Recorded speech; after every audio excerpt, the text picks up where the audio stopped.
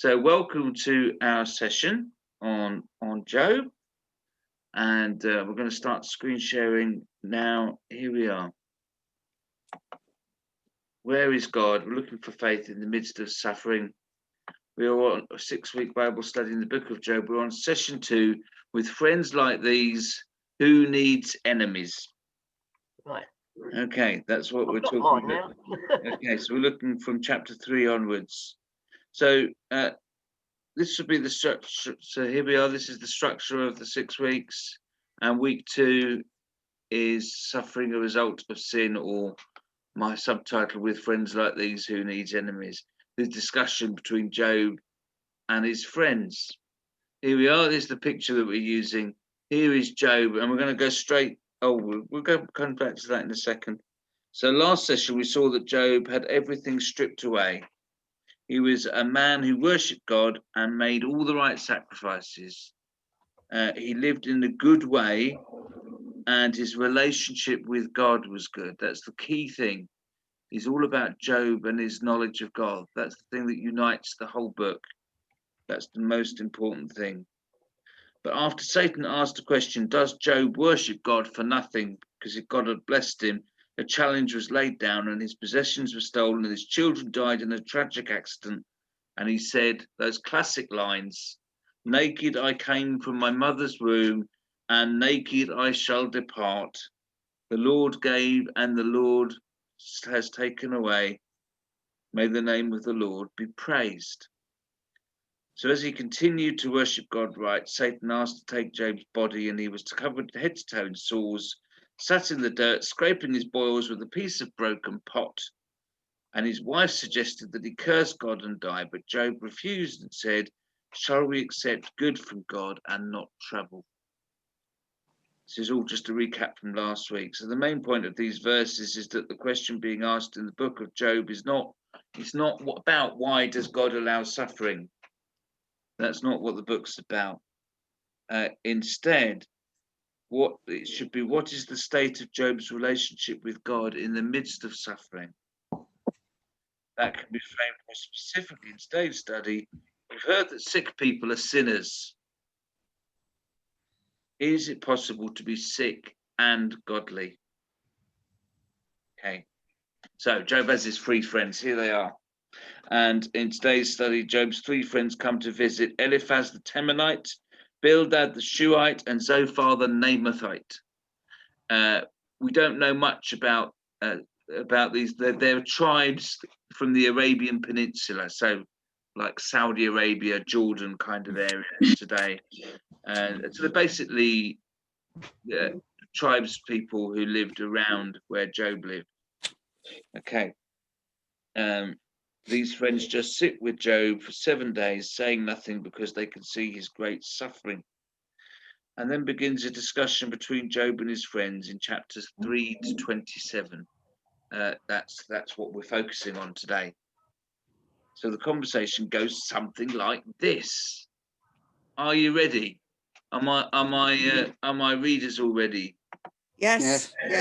Great. Okay, so here we go. Job says, I wish I had never been born. I want to die. Don't bite my head off, Job, but God looks after the innocent and punishes the guilty. You'll be okay. You just need to accept God's discipline. So this is a précis of a whole chapter or 2. Okay, so this is Eliphaz the Temanite, the first one to speak, giving the pat ideas of the day.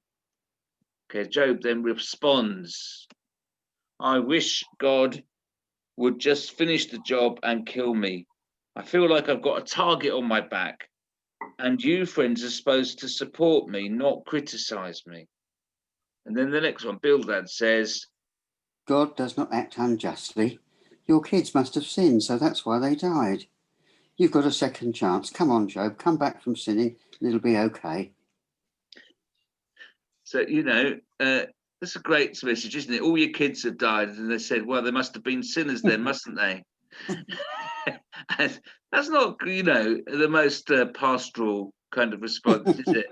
And Job responds to Bildad and says, even if I saw God, God is just, you're right. God doesn't act unjustly. So what can I say? I'm innocent, he says. Even if I saw God, it would just get worse for me. So just let me die, please. Don't understand. I'm still claiming I'm innocent. And it's not my fault. And then Zophar says, I wish God would speak and shut you up, Job. You keep on talking. Devote your heart to God and you'll be okay. But he punishes the wicked. don't you love these three friends? You know, and they actually go into a lot more than we're saying here, but this is like a précis of what they say. So they've gone around, all three friends have taken it in turns to have a go at Job, basically saying that he's suffering because of his own sin, right? And then the conversation develops, and Job says, I used to be an important person, and now people just laugh at me. You lot are useless friends. Just keep quiet, all of you. I just want God to stop punishing me and to speak to me. Let me put my case to him. I feel like I've been worn down, like water wears down stone and washes away soil. I am stripped of everything. Job, you're a sinner, just talking hot air. The wealth of wicked men like you will not last. This is getting great. This is great, isn't it? He's, expressing himself nicely. But it says, miserable comforters, I'm in pain whether I talk or stay quiet. If you experience that, somebody in so much pain, whatever you do, you're still in pain. I'm in pain whether I talk or stay quiet. God has made me an object that men scorn, but somebody will speak for me in the heavenly court. Remember at the beginning, the first scenes were of God and Satan, kind of like in a courtroom in the heavenlies, and Job wishes somebody would speak for him in that situation. But Bildad says, Job, do stop talking nonsense. The wicked get their comeuppance, that's how it is. happy Bildad. And Job responds again and says, will you keep on tormenting me? My family and friends have deserted me. My wife says I smell. Actually, the text says that his breath smells. It actually says his breath smells. My brothers hate me. Even little boys laugh at me. But God will defend my cause. You see his arguments developing, not just saying that he's innocent, but saying that he wants someone to defend him. And believes that the only person that can is God. And then he says, God will defend my cause. Careful you who are quick to judge me. And Zophar says, You say we are wrong, but you know the fate of the wicked man. He has abused the poor and so will suffer. His food will become rotten in his mouth and he will die in warfare and violence. God makes it happen. there you are. Okay. So we've been round twice now. The three friends have each had two goes at advising Job, really trying to do him down. And so we go round, ready for round three? Mm-hmm. And Job says again, don't you see? So they've said basically that the wicked get their comeuppance and the good people prosper. All three friends have been saying that. And Job's been saying, well, I'm innocent. I've not been, this hasn't happened to me because I'm a sinner. I don't know why it's happened, but I'm innocent. And then he comes back at their argument here and he says, don't you see that the wicked prosper? They live in peace and go down. They live in prosperity and go down to the grave in peace. One man lives healthy and long, Another man dies in pain and bitterness after a short life. That's not about getting what they deserve. I know you think I've deserved this, so there's nothing helpful left for you all to say. Oh, looks like Job, you were mean to the poor, stripping them naked. You deprived thirsty people of water. You were mean to widows and orphans. Do you think God doesn't see? Submit to him while there's still a chance. so now they're kind of getting down to the detail. You know, what Job's life had been like, and they're saying that he was horrible, and he says, no, it's not true. If I could just find God, I could put my court case to him, but I just can't find him anywhere. Evil men abuse the poor. They move boundary stones to increase their land by lies. They come out at night to commit murder. But God will deal with them. It's the same for everyone. The grave takes evil men and good men just the same. So he's saying, I'm right before God. But Bildad says, nah. No man is right before God. We're all just maggots. Lovely. It's exactly what the text says. Yeah.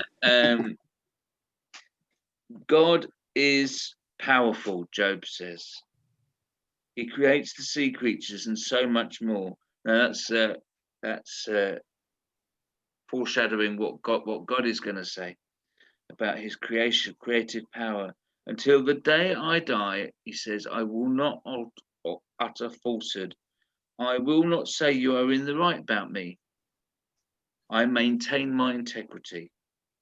And that's kind of the end, because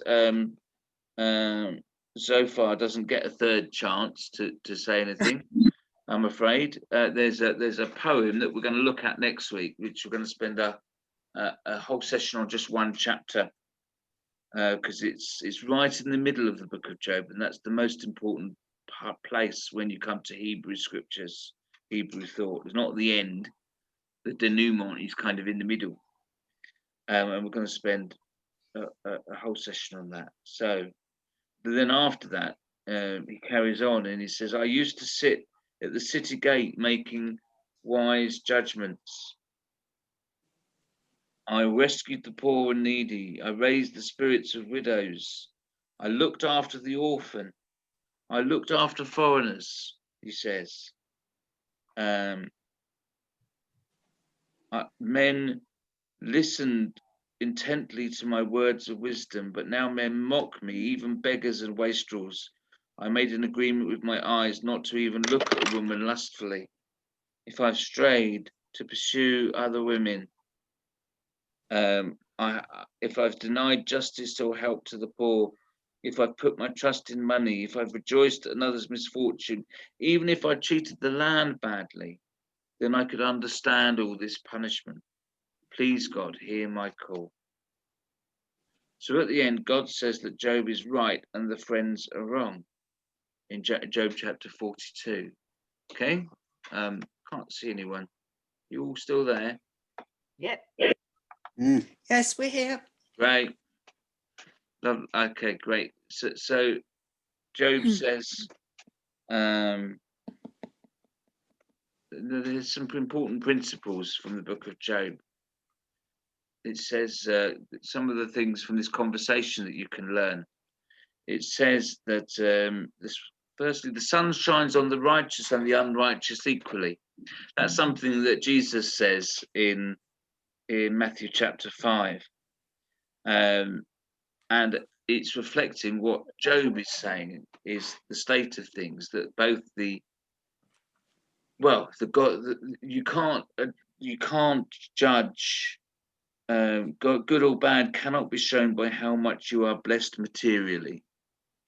It's not as simple as saying that the good people are blessed materially and poor people are not. You can say that God will look after you if you turn to him, but that doesn't mean that all trouble will disappear from your life. Sickness is not always caused by sin.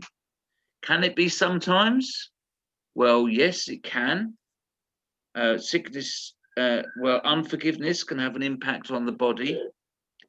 So can overeating. Making rash gambles on your finances at the stock market, all the horses, or wherever it might be, is going to impact on your wealth. And I'd say gambling is sin. So sin can change your health and your wealth quite directly sometimes, but it's not a simple case of cause and effect. That's what Job is saying, differently to the friends. He's saying that, okay, so that's one thing that we can learn from this passage as a whole. I'm taking the whole sweep of the conversation here rather than a particular verse, although you could take particular verses. Secondly, and this is important, that, well, they're all important, but that Job has one desire when in his sickness. The one thing he wants is to see God. To put his case before God to get justice, but actually to see God is the most important thing.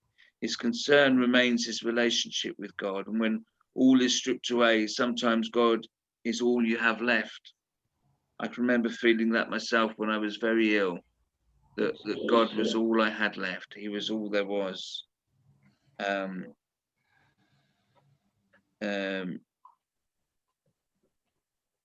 Okay, given that God is so much bigger in so many ways than the sick person, God can, hold on, reminding them of the power and majesty of God is no small thing. We'll have more of that in the next couple of weeks. But what I mean is, if you're feeling small and insignificant and weak, that to see God, to feel that you can see God, it is a good thing, because it gives you connection to his power and strength and love in sickness. So if you're visiting somebody that's sick, it's a good thing to remind them of that. Okay, but Job feels that God is absent. At no point does he accuse God of doing wrong, just that he doesn't seem to make any sense to him, that his situation, and so he wants an explanation. Often when someone's ill, God can feel absent, and when this happens, simple prayers can often be helpful. Like the Orthodox Jesus prayer that I found very helpful, that Lord Jesus Christ, Son of God, have mercy on me, a sinner. It's a great little prayer. And there was one point where I could find really finding it difficult to pray. And just that simple prayer really helped me. Just to repeat that helped me to feel God's presence in a way that nothing else did, even when people tried to pray with me. So, status is important to Job. Several times he comes over the fact that he used to be somebody and now he's a nobody. Not to be underestimated again. In pastoral visiting, it's important to be aware of how sickness can affect someone's status. Don't know if you've noticed it, maybe in society, maybe you've noticed it yourself. This matters more than you might think. If you're working or not, maybe sickness forces someone to give up work. If you've not got the energy that you used to have, if you can still get to the social groups you used to attend, and I mean, nobody is going to any social groups at the moment, are they? But you know, if you can still, all these things affect your standing in society and can be a significant bereavement. So I think that comes across really strongly in Job. He used to be listened to by everyone. He used to make wise, important decisions. When he says he sat at the city gate, that means he was like a magistrate. He was making judgments. Job was righteous, but he still suffered. That's the final point here. The lesson is that it is possible to be pure and still to suffer. One does not do good so that you are blessed, but because it's the right thing. and to keep in a right relationship with God. So that's yeah. So you do good. You give to charitable causes. You help those who are struggling, not because you want God to bless you, but because you love God and want to stay in a right relationship with Him. That's what we get from Job. That even if you're suffering, you don't do it so that God will bless you materially. You might do, but it's possible to do right and still to suffer. It's possible to know God while you are suffering, though in the turmoil of the suffering it can be hard to see the hand of the Almighty. So that's our talk for today. And next week, please read chapter 28. Just one chapter. I don't know if anybody read through Job this week. I hope you find that our chat was. I'm going to stop recording. That our chat was accurate. I'm going to stop the recording and then the screen share as well. So I'm just going to stop the screen share and the recording.